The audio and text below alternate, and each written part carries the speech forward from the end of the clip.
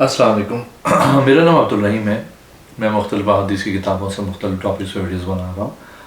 تو امام طبرانی کی جو مجمع کبیر ہے ان سے کچھ حدیثیں. اعوذ باللہ من الشیطان الرجیم. بسم اللہ الرحمن الرحیم. حدیث نمبر 431. حضرت اسامہ بن زید رضی اللہ تعالیٰ عنہ فرماتے ہیں کہ حضور صلی اللہ علیہ وسلم نے فرمایا سود ادھار میں ہے. ایک اور حدیث ہے 432. حضرت اسامہ بن زید رضی اللہ تعالیٰ عنہ فرماتے ہیں کہ حضور صلی اللہ علیہ وسلم نے فرمایا سود ادھار ہی میں ہے. ایک اور حدیث ہے 433. حضرت اسامہ بن زید رضی اللہ تعالیٰ عنہ فرماتے ہیں سود صرف ادھار میں ہے. ایک اور حدیث ہے 434. حضرت اسامہ بن زید رضی اللہ تعالیٰ عنہ فرماتے ہیں سود نہیں ہے مگر ادھار میں.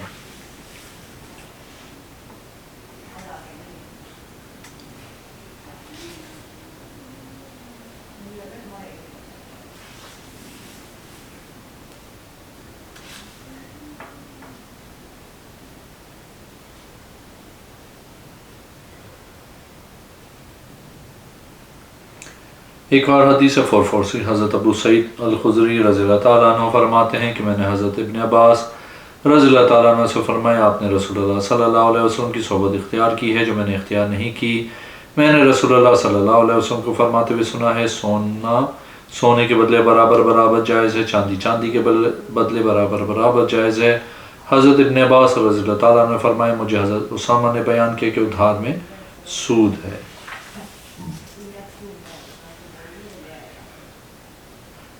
ایک اور حدیث ہے 451. حضرت اسامہ بن زید رضی اللہ تعالیٰ عنہ فرماتے ہیں کہ حضور صلی اللہ علیہ وسلم نے فرمایا نقد و نقد میں سود نہیں ہے. ایک اور حدیث ہے 452. حضرت اسامہ بن زید رضی اللہ تعالیٰ عنہ فرماتے ہیں کہ حضور صلی اللہ علیہ وسلم نے فرمایا سود ادھار میں ہے. ایک اور حدیث ہے 454. حضرت اسامہ بن زید رضی اللہ تعالیٰ عنہ فرماتے ہیں کہ میں میدان عرفات میں حضور صلی اللہ علیہ وسلم کے پیچھے تھا. ایک اور حدیث ہے 456. حضرت ابو منہال فرماتے ہیں شریک میرے لیے کوفے میں ایک درم کے بدلے فروغ کیا دونوں زیادتی کے ساتھ. میں نے کہا میں اس کو درست نہیں مانتا. میں نے بازار میں فروغ کیا، کسی نے مجھ پہ عیب نہیں لگایا. میں حضرت برا بن عازب رضی اللہ تعالیٰ عنہ کے پاس آیا. میں نے آپ سے پوچھا. آپ نے فرمایا حضور صلی اللہ علیہ وسلم مدینہ تشریف آئے، ہم اس طرح تجارت کرتے تھے. آپ صلی اللہ علیہ وسلم نے فرمایا جو نقد ہو اس میں کوئی حرج نہیں، جو ادھار ہو اس میں بھلائی نہیں ہے. میں حضرت زید بن ارقم کے پاس آیا کیونکہ وہ مجھ سے زیادہ تاجر تھے. میں آپ کے پاس آیا اور اس کا ذکر کیا تو حضرت ارقم رضی اللہ تعالیٰ نے فرمایا برا نے سچ کہا. امام حمیدی فرماتے ہیں یہ منسوخ ہے. ایک اور حدیث ہے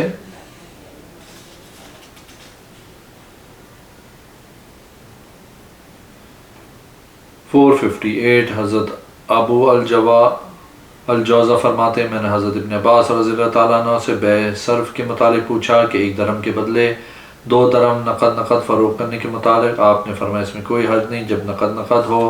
پھر میں آئندہ سال مکہ آیا تو آپ نے اس سے منع کیا.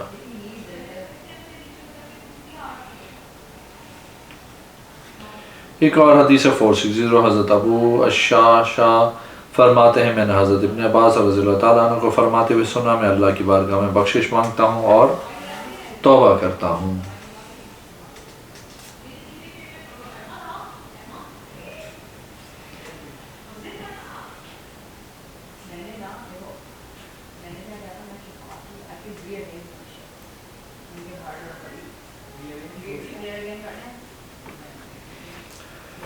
ایک اور حدیث ہے 460. حضرت ابن عباس رضی اللہ تعالیٰ عنہ فرماتے ہیں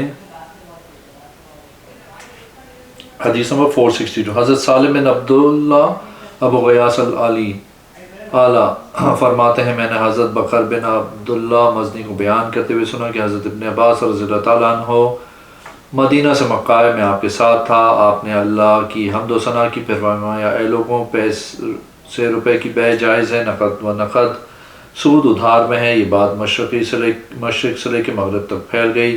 جب حج کا موسم ختم ہوا تو حضرت ابو سعید الخدری حضرت ابن عباس کے پاس آئے.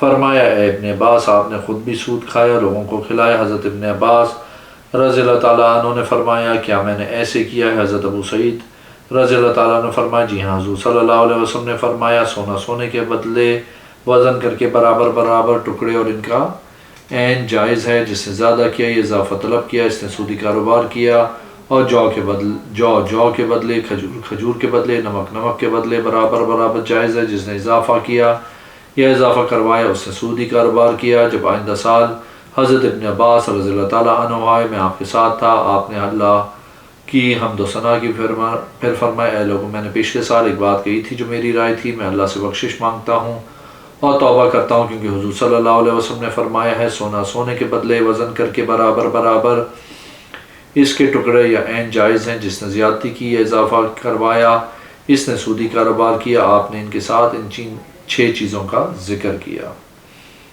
ایک اور حدیث ہے 463، حضرت ابن عباس رضی اللہ تعالیٰ عنہ فرماتے ہیں کہ حضور صلی اللہ علیہ وسلم نے فرمایا جب زنا اور سود کسی گاؤں میں عام ہوا تو انہوں نے اس عذاب کو اپنے اوپر حلال کر لیا جو اللہ نے کتاب اللہ میں بیان کیا ہے۔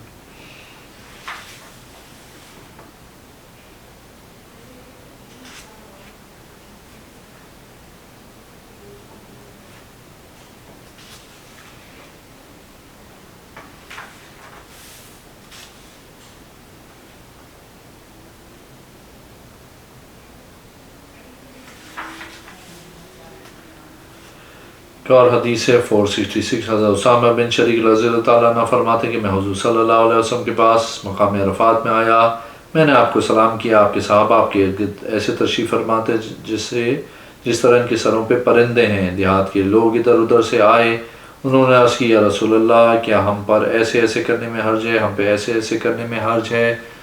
حضور صلی اللہ علیہ وسلم نے فرمایا اللہ کے بندو، اللہ عز و جل نے حرج اٹھا لی ہے، مگر جس نے کسی مسلمان سے ظلماً قرض لیا ہے تو یہ حرام ہے اور ہلاکت ہے۔ صحابہ کرام نے عرض کیا یا رسول اللہ ہم دوا لیں؟ آپ صلی اللہ علیہ وسلم نے فرمایا دوا لو، کیونکہ اللہ عز و جل نے کوئی بیماری نہیں بھیجی مگر اس کی دوا بھی بنائی ہے سوائے موت کے۔ انہوں نے عرض کیا یا رسول اللہ صلی اللہ علیہ وسلم لوگوں کو جو سب سے بہتر چیز دی گئی ہے وہ کیا ہے؟ آپ صلی اللہ علیہ وسلم نے فرمایا لوگوں کو سب سے اچھی چیز جو دی گئی ہے وہ اچھا اخلاق ہے۔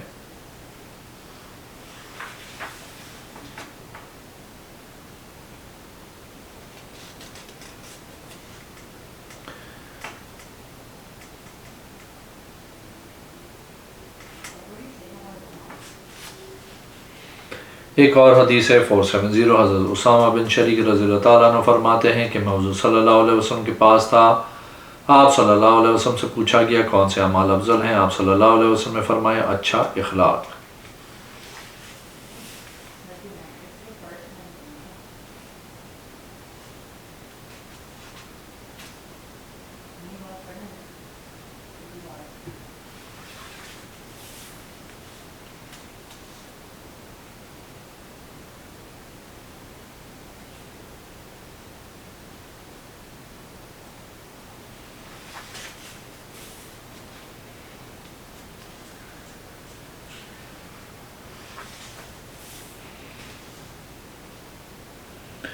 ایک اور حدیث ہے 489، حضرت اسامہ بن شریک رضی اللہ تعالیٰ عنہ فرماتے ہیں کہ حضور صلی اللہ علیہ وسلم نے فرمایا جب کوئی آدمی نکلے میری امت میں تفریح کرے اس کی گردن اڑا دو۔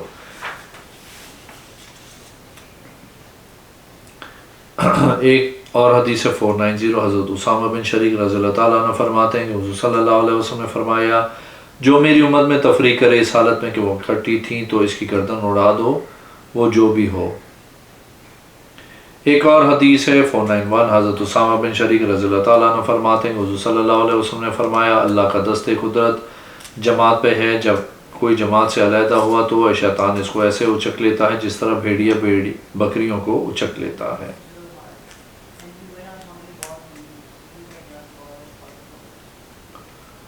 ایک اور حدیث ہے 493، حضرت اسامہ بن شریک رضی اللہ تعالیٰ عنہ فرماتے ہیں کہ حضور صلی اللہ علیہ وسلم نے فرمایا کالے دانہ میں سوائے موت کے ہر بیماری کی شفا ہے۔ ایک اور حدیث ہے 494، حضرت اسامہ بن شریک رضی اللہ تعالیٰ عنہ فرماتے ہیں کہ حضور صلی اللہ علیہ وسلم نے فرمایا مقیم موضوع پہ ایک دن وہ رات مسا کرے، مسافر 3 دن وہ رات کرے۔ ایک اور حدیث 495 حضرت اسامہ بن شریک رضی اللہ تعالیٰ عنہ فرماتے ہیں کہ میں نے رسول اللہ صلی اللہ علیہ وسلم کو فرماتے ہوئے سنا تم میں سے کوئی بھی جنت میں اپنے عمل کی وجہ سے داخل نہیں ہوگا۔ ہم نے عرض کیا رسول اللہ صلی اللہ علیہ وسلم آپ بھی نہیں؟ آپ صلی اللہ علیہ وسلم نے فرمایا نہیں، مگر یہ ہے کہ اللہ نے مجھے اپنی رحمت سے ڈھانپ لیا ہے۔ آپ نے اپنا ہاتھ اپنے سر پر رکھا۔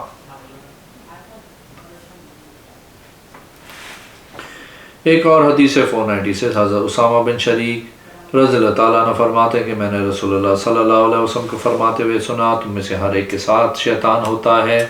ہم نے عرض کیا رسول اللہ صلی اللہ علیہ وسلم آپ کے ساتھ بھی؟ آپ صلی اللہ علیہ وسلم نے فرمایا میرے ساتھ بھی، مگر یہ کہ اللہ عز و جل نے اس پر میری مدد کی، وہ مسلمان ہو گیا ہے۔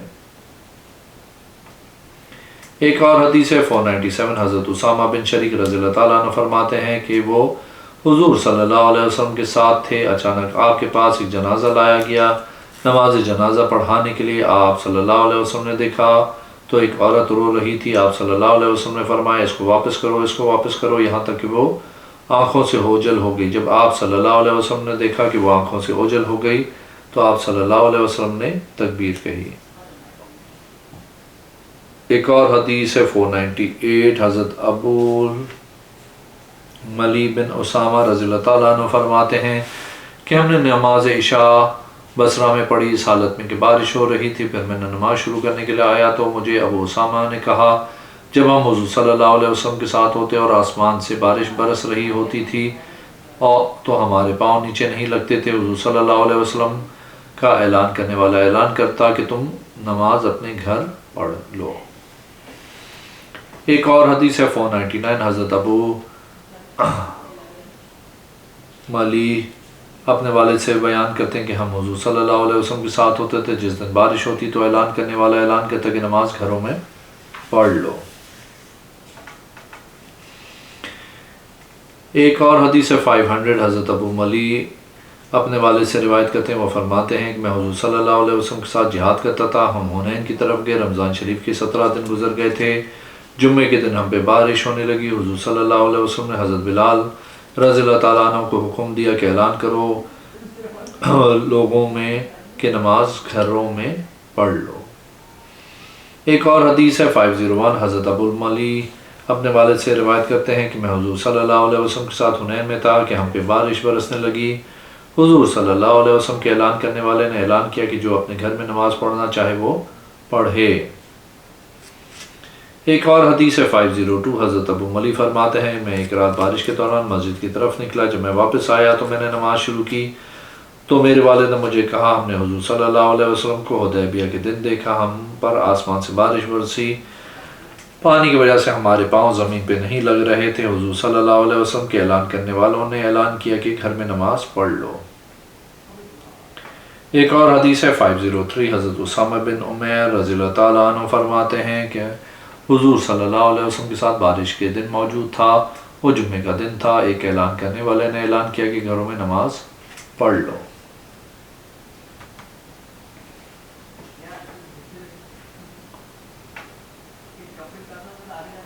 ایک اور حدیث ہے 504 حضرت ابو ملی بن اسامہ فرماتے ہیں کہ مجھے میرے والد نے بتایا کہ حضور صلی اللہ علیہ وسلم نے فرمایا جب میری امت کے 40 بندے یا اس سے زیادہ لوگ جنازہ پڑھیں تو اللہ عز و جل اس کی گواہی قبول کرتا ہے، اس وجہ سے اس کو معاف کر دیتا ہے۔ ایک اور حدیث ہے 505 حضرت ابن عمر رضی اللہ تعالیٰ عنہ اور حضور صلی اللہ علیہ وسلم سے روایت کرتے ہیں کہ آپ نے فرمایا جس مسلمان بندے کے جنازے میں 100 آدمی شریک ہوں اس کو بخش دیا جاتا ہے۔ ایک اور حدیث ہے 506 حضرت ابو ملی اپنے والد سے روایت کرتے ہیں حضور صلی اللہ علیہ وسلم نے فرمایا سورج کی طلوع فجر سے لے کر غروب شمس تک روزہ رکھو۔ ایک اور حدیث 507 حضرت ابو ملی اپنے والد سے روایت کرتے ہیں، وہ فرماتے ہیں کہ میں نے رسول اللہ صلی اللہ علیہ وسلم کو فرماتے ہوئے سنا اللہ عز و جل بغیر وضو کے نماز قبول نہیں کرتا اور خیانت کے مال سے صدقہ قبول نہیں کرتا۔ ایک اور حدیث ہے 508 حضرت ابو ملی اپنے والد سے روایت کرتے ہیں، وہ فرماتے ہیں کہ میں نے رسول اللہ صلی اللہ علیہ وسلم کو فرماتے ہوئے سنا اللہ عز و جل بغیر وضو کے نماز قبول نہیں کرتا اور خیانت کے مال سے صدقہ قبول نہیں کرتا۔